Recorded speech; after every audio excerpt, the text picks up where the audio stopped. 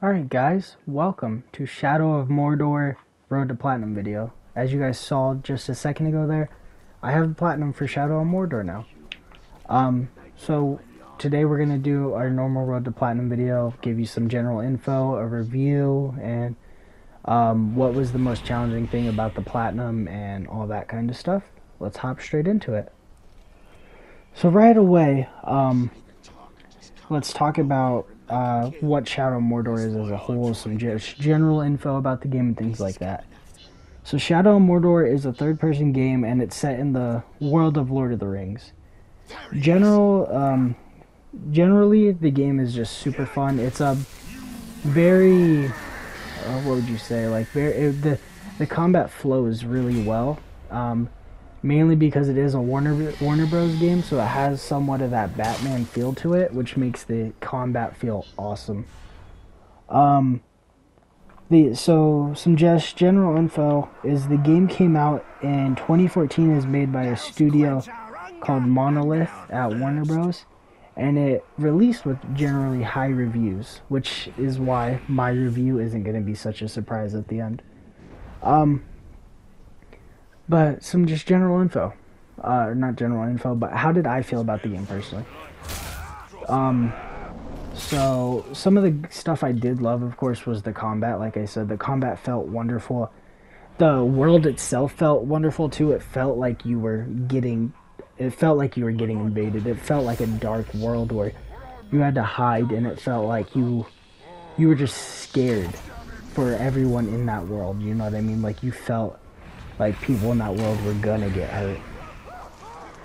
Now, onto, so that was just the general world of the game and combat. I loved both of them. There's not really much to talk about with combat, though. It's generally simple.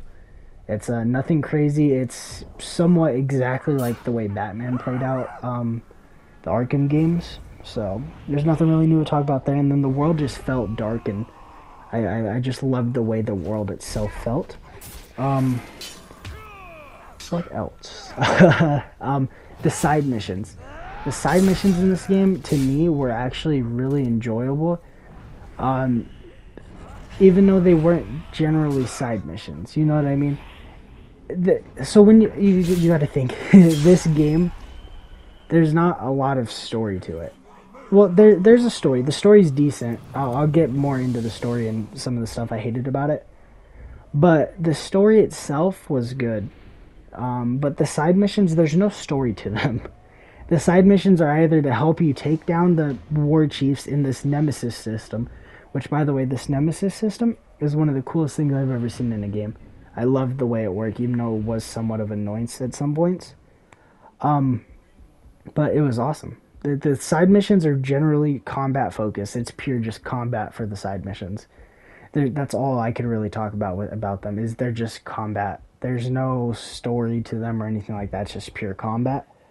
Now we're going to get into the main mission. Sorry if I'm kind of rushing this. This is generally going to be just like a 7-minute long video or so.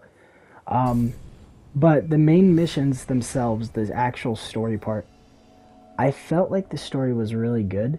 The thing that made me not like the story was how you would have to play for hours without meeting another story character, or even going back to one of the story characters you already met, because of the Nemesis System. It kind of got in the way of the story, which sucked in my opinion. I personally enjoyed the story where it was going, but it took so long that you somewhat just forgot what was going on, or you just generally just at that point didn't care because it's been so long since you've had a cutscene, you know what I mean?